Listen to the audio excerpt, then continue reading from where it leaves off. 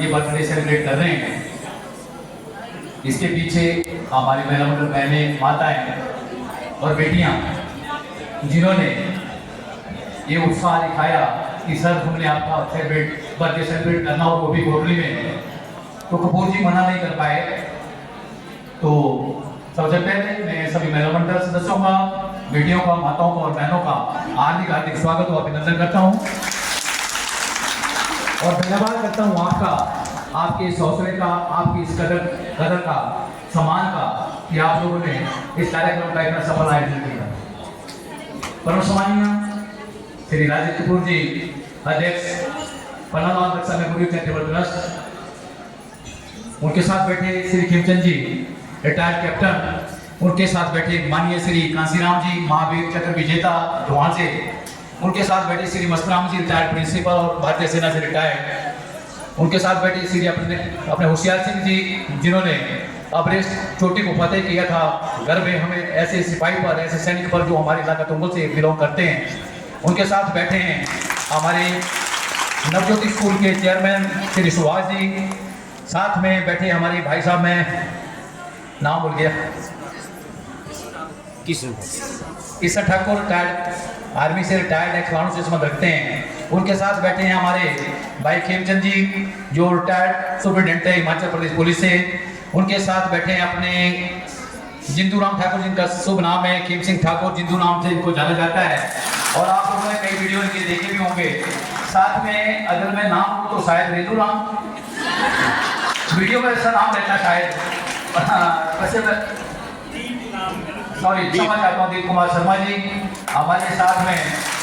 अगर आप लोगों ने इनके वीडियो देखे होंगे तो हमारी जिंदगी में घटना जो घटती हैं, छोटी छोटी बातों का जो उल्लेख होता है, उनको रूप आपके सामने प्रस्तुत करते हैं, पेश करते हैं अपनी संस्कृति को संजोए रखने के लिए। मैं इनका बहुत आभारी हूँ।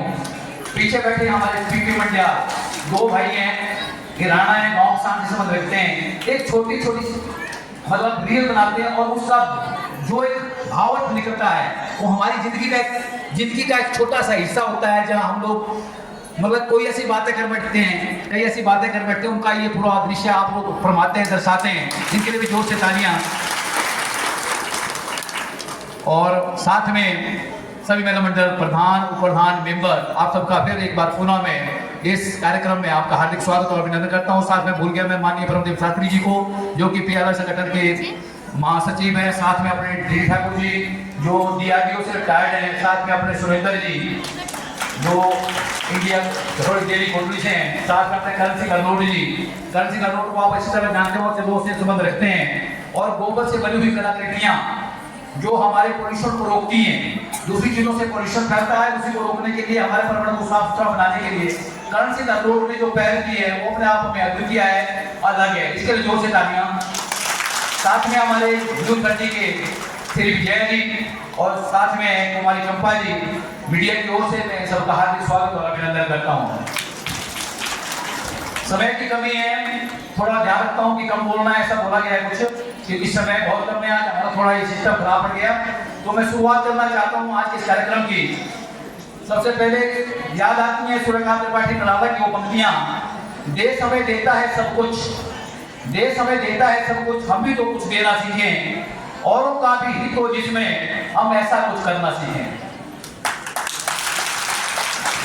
अगर इन पंक्तियों का अगर मैं समझ पाया हूं तो ये भाव माननीय राजेश कपूर जी ने इस भाव को सही ढंग से चित्रार्थ किया है, क्योंकि जिन्होंने अपने सुखी जीवन को छोड़कर, अच्छे खासे व्यवसाय को छोड़कर, अपने हंसते खेलते परिवार को दिल्ली में छोड़कर आप लोगों के बीच में आकर के जो सेवा भाव, जो सामाजिक सेवा का दायरा उन्होंने अपनाया है, ये पंक्तियां इन पर पूरी खरी उतरती हैं, इसलिए इनके जोरदार तालियों से इनका स्वागत करें। जैसे कि आप सभी जानते हैं, माननीय राजेश कपूर जी, जिन्होंने आप सभी जो महिला मंडल हैं, आप सभी महिला मंडलों में एक नई जान फूंकी है, आप लोगों को एक नया स्वरूप दिया है, आप लोगों को एकत्र करने के लिए, इकट्ठे करने के लिए इन्होंने जो भरसक मेहनत की है, आप लोगों के बीच में पहुंचकर, घर घर पहुंचकर जो इन्होंने कोशिश की है, उस कोशिश का ये नतीजा है कि आप सब बहनें, आप बेटियां आज हमारे सामने बैठी हैं। इसलिए इनके इस योगदान के लिए जोर से तालियां। और जब कभी भी हमारे समाज में किसी प्रकार की कोई समस्या हो, उसको दूर करने का अगर प्रयास किसी ने किया है, तो माननीय राजेश कपूर जी के नेतृत्व में जब आप सब बहन बेटियां जब इकट्ठे होकर के सड़क पर चलती हैं, तो बड़े बड़े नेता कांप जाते हैं, डर जाते हैं। वो कहते हैं कि आ जाओ 15,000 दे दिया आपने, कहीं नहीं जाना। बड़े दुख का विषय है। अरे भाई, हम मानव हैं, जीते जागते मनुष्य है, कोई पशु नहीं है। ये घास डाल दिया, अब खाओ तो बात घर तो जाते। हमारा दिल धड़कता है कि समाज के लिए, समाज में होने वाली समस्याओं से जूझने के लिए, अगर मुझे समस्या नहीं है तो मेरे बहन भाई बेटी को समस्या होगी, उसका समाधान करने के लिए हम लोग सड़क पे उतरते हैं। और उसके लिए धन्यवाद देना चाहते हैं राजेश कपूर जी का, जिन्होंने, आप इनकी यह समस्या नहीं थी, लेकिन हमारी समस्या को अपनी समस्या बनाकर ये लोग कपूर जी हमारे बीच आए और इलाका तुंगल कोटली में 3 बार एजुकेशन कर चुके हैं। अगर आप बेटियों को याद होगा तो पहला एजुकेशन था हमारा किसके खिलाफ था? अगर आपको याद होगा तो पहला एजुकेशन किसके खिलाफ था? ड्रग्स के खिलाफ था। ड्रग्स जो आज नशे का कारोबार है, चिट्ठे का कारोबार है। कितनी बहन बेटियों से चिंतित है कि उनकी औलाद, उनके बच्चे इस गिरफ्त में आ रहे हैं। तो इस दर्द को किसने समझा? माननीय राजेश कपूर जी ने समझा। आप लोगों को एकत्र किया, उसमें स्कूली बच्चे इन्वॉल्व हुए और आप लोगों ने एक एजुकेशन किया। उस एजुकेशन का, उस आंदोलन का एक ऐसा परिणाम गया कि प्रशासन तक हिल गया कि सचमुच कहीं ना कहीं अगर लोग उतरे हैं, सड़कों पे उतरे हैं, तो समस्या बड़ी गंभीर है। वो भी जागरूक हो गए हैं, देख रहे हैं कि ये सचमुच इस प्रकार की व्यवसाय करता कौन है, सप्लाई आती कहां से है। दूसरा था हमारा जो आंदोलन हमने किया था, हमारे कोटली से आगे बलहार गांव में NH वालों ने अपनी मर्जी से रास्ता रोक दिया था, याद है आपको? और बहुत से लोग परेशान थे, भारी गर्मी थी और पूरा इलाका तुंगल जो थी उस तरफ से जो लोग आते थे, उनको बड़ी बड़ी कठिनाइयों का सामना करना पड़ रहा था। जैसे राजेश कपूर जी को इस बात का पता चला तो उन्होंने तुरंत अपने आदमियों को लेकर के SDM के पास पहुंचे और इस समस्या से अवगत कराया। लेकिन SDM साहब ने ध्यान से हमारी बातें नहीं सुनी, लेकिन जब कपूर साहब ने दबाव डाला वो बड़े सख्त भगा गए कि समस्या बड़ी है। तो उन्होंने क्या किया, जब हमारा एजुकेशन होने वाला था ठीक उससे 1 रात पूर्व वो रास्ता बहाल कर दिया। वो केवल आपकी शक्ति का परिणाम था, आपके आंदोलन का परिणाम था कि वो महसूस हो चुके थे पहले कि महिलाएं उतरने वाली हैं। इसलिए राजेश कपूर के लिए जोर से तालियां। हमने 303 की आवाज उठाई थी। किसके लिए उठाई थी?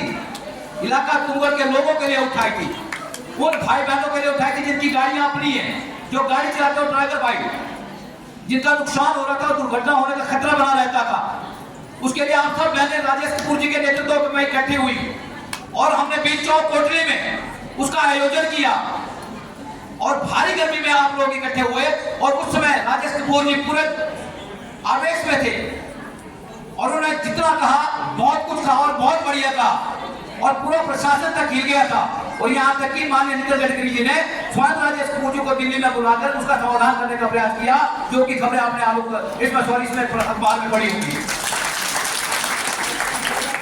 और इन्हीं के सब प्रयासों का नतीजा था कि NHAI और जो आपके सड़क से जुड़ी हुई जो निर्माण कंपनियां थी उन्होंने अपना काम आरंभ किया।